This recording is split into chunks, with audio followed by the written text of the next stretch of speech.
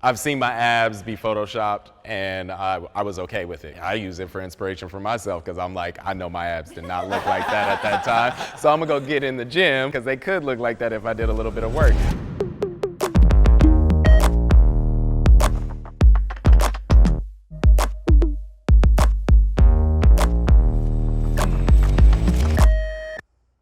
Instagram models are real models. 3, 2, 1, go.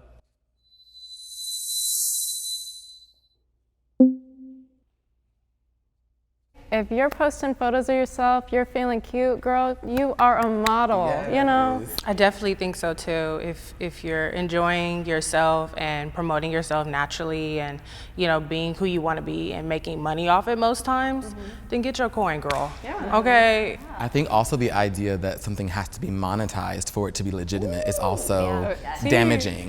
You know what I mean? Because for a long time in my career, I was self-producing things, right? And then people started reaching out to me, oh, do you want to book this campaign, da-da-da-da. It starts, yeah. So, it starts on an angle. Right. I definitely respect what you said, but it was funny because it like literally tinged at my standard. So I started in Atlanta when I was going to college doing modeling. Yes. And I remember I met this beautiful model and she was like, I didn't consider myself a model until it affected my bank accounts. And literally that became my goal, was like, I would not call myself a model until it affected my bank account. Our Instagram models, fashion models, I would probably be way over there. Same. But our Instagram models, yes, because whether you're modeling on top of cars or you're modeling clothes or you just do hands or you just do shoes. I mean, give credit where credit's due. Like, a lot of Instagram models are not only modeling, they are styling, they are doing their makeup, they are self-producing, they are shooting. Like, that is a job. The thing that only frustrates me, at least because I'm not industry standards for like being a fashion model, I feel like a lot of people would see me and maybe think I'm an Instagram model. And it's like, no, actually, like, I pay for my entire life modeling. I feel like people think less of what I do or don't expect that I could be a professional model because of that existence of Instagram models. I was just thinking of the whole industry and just paying homage and respect to folks that have like gone hard, gone to casting calls, that like have built their portfolio, have gotten rejection from agencies and things like that, versus like someone who's just on Instagram. I'm not saying it's a bad thing, but like being on Instagram, posting pretty pictures and then getting a bunch of likes. I have hot take prompts, which are prompts that are submitted by our audience, assumptions that they make about models. Models secretly judge fat people. I feel kind of liberated being a plus size model because I'm not expected to be anything I'm not. Does not mean that I haven't had my fair share of extremely fat phobic situations that I've had on set. All the 2000s, we grew up on tabloids. When a celebrity would gain weight, especially a woman, it'd be like, oh, look at her in a bikini, like, oh, she's gone off the rails. So I do believe probably some models do have these microaggressions, but it's also the system's fault. Yeah, it's not specific to models. Yeah. I think it's everyone, yeah. Models encourage eating disorders. I don't think models at all encourage eating disorders. I think what people perceive that models may do in order to stay skinny, but that's on perception, and it's the perception of it that needs to change. Some of these models do promote going down to a size 0, and these agents or agencies are ex-models. We used to watch Tyra Banks, America's Next Top Model. She was extremely, severely rude to those girls. Like Takara, the biggest girl on there, and she was a size 12. She used to go down her throat. In the specific reference that you were talking about, I think that this woman was critiquing the models from her experience and what she knew the industry was. She knew for this young girl who has no name, is not signed, you have to fit the clothes or you don't work at the time. I disagree that models encourage eating disorders on other people. I think that models encourage eating disorders within themselves. Oh, definitely so. I wouldn't say that they are encouraging directly, but I would say as to Naomi Campbell and Tyra Banks, how they were saying, well, if you're not gonna fit the clothes, you can't get work. So is that you should be losing weight or should the clothes be made bigger?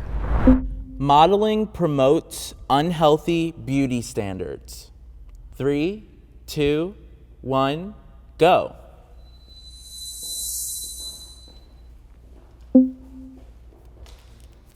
I think the LA industry for modeling is becoming a little more inclusive, but I think in the high fashion sense, awful.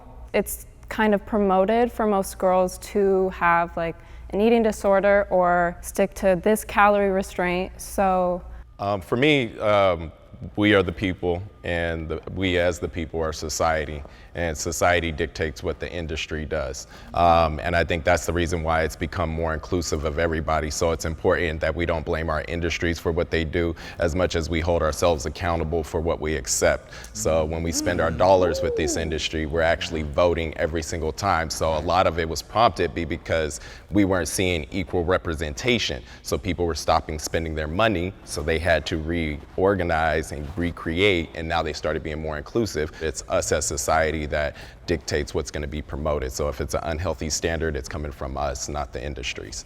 I do think that the reality is we are more affected by what we see than we really understand. Like, we internalize a lot of the things that we see. A lot of people my age are trying to get Botox and fillers, and Instagram people or Instagram influencers, excuse me, are getting a lot of artificial work done to their faces to look a certain way. And I think that putting someone that is super young or that has like no wrinkles or that has like no acne in your face every single day, and you see that representation every single day, when you get a flare up, you think it's not normal. Yeah. When you have a double chin, you think it's not normal. And those things are not the truth. It's not necessarily the modeling industry. I think we started to see a shift when the Kardashians like exploded, because Paris Hilton size 0, size 2 was like the look. And then here comes Kim, and here comes the family, and big butts, right? And like we went from a system of like stick thin being like the beauty standard to now like hourglass curves, when so many people of other ethnicities have always had this but have been rejected for having these things. And that led us to a whole Facetune, Photoshop era where everybody wants to get a BBL and get breast implants and have like a cinched waist and like big butt and all of these fillers. And like, I don't think it's the modeling industry as a whole that's promoting that look, more so social media and like these influencers and these reality show people that are like Botox and filled to like the brim.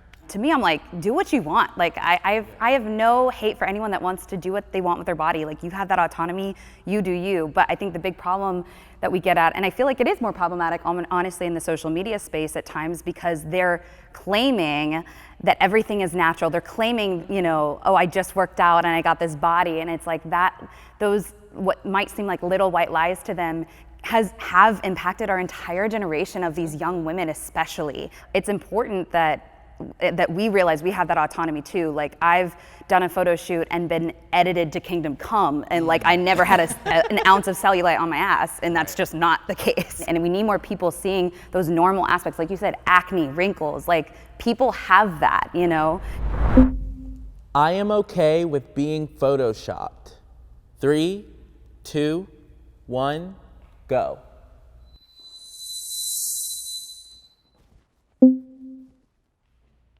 I completely agree with being photoshopped. While I don't think it's healthy for the public image, I do this for me. I model for myself, you know? And I've seen my abs be photoshopped, and I was okay with it because I was like, it paints a really great picture. You know, I use it for inspiration for myself because I'm like, I know my abs did not look like that at that time. So I'm gonna go get in the gym so I can get my abs to look like that, because they could look like that if I did a little bit of work.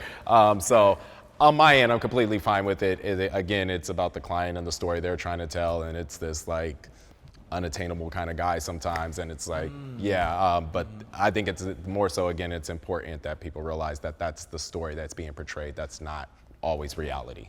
So I was on somewhat disagree because it feels wrong, but last week I had a shoot and I was shooting bikini and I had a zit below my butt.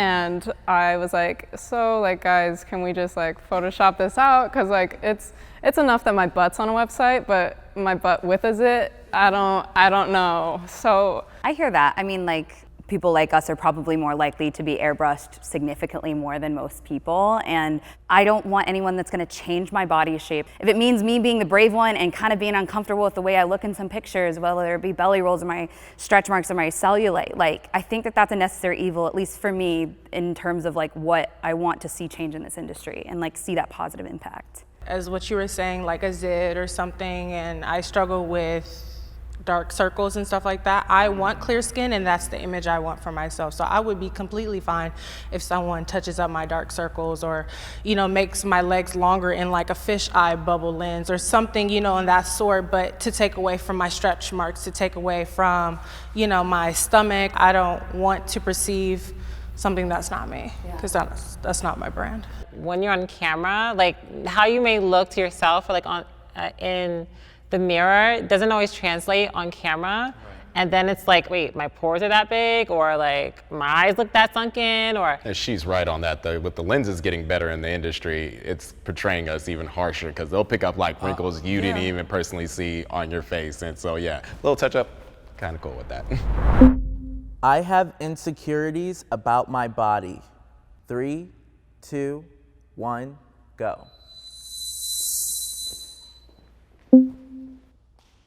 I've done a lot of work on myself. Like I used to hate myself, and I've done that work to like come on the other side and recognize that I'm beautiful. But I think the only reason I say somewhat agree is that it's impossible to be in this industry and not be hyper aware of the things that are, you know, that you should change or maybe should alter, or like, oh, this girl's working more than I do. What is, you know, like what's better about her body than mine? And like, and that's just in my pure moments of weakness, and not weakness, but in my pure human moments.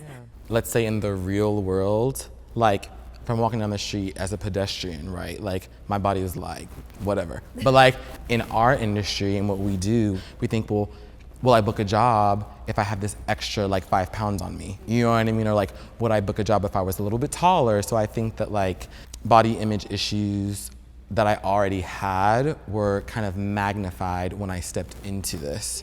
So I'm like in a great place. So I actually probably should be on like somewhat disagree. Again, my only holdback was like, I'm from the South. I like everything a little bit thicker. So including myself, that is always a self-conscious part. I would love to put on some extra muscle one day, which I just know it comes, but I do sacrifice it for being in the industry at this time. But I completely accept it. I still think it looks good. It's not my ideal self, but it is still a self that I am happy with, so. I think I'm still going through fully accepting myself. I still think about my body and myself every day, but I'm in a good place. I'm definitely better than what I used to be and more accepting, like, you know what, I am big, I am curved, and I look good, you know. I have the curve, look good. I have the curves, I have like the je ne sais quoi, you know, like I have everything that anybody else has, and for you to be confident as well, and when you know it, that confidence like oozes out, and you can feel that when someone's energy as well, so. Right. And that is officially a wrap. And we wanted to gift you guys some Jubilee merch. Thank you. Oh my God. I love this. I actually don't wear this I'm today. tearing up.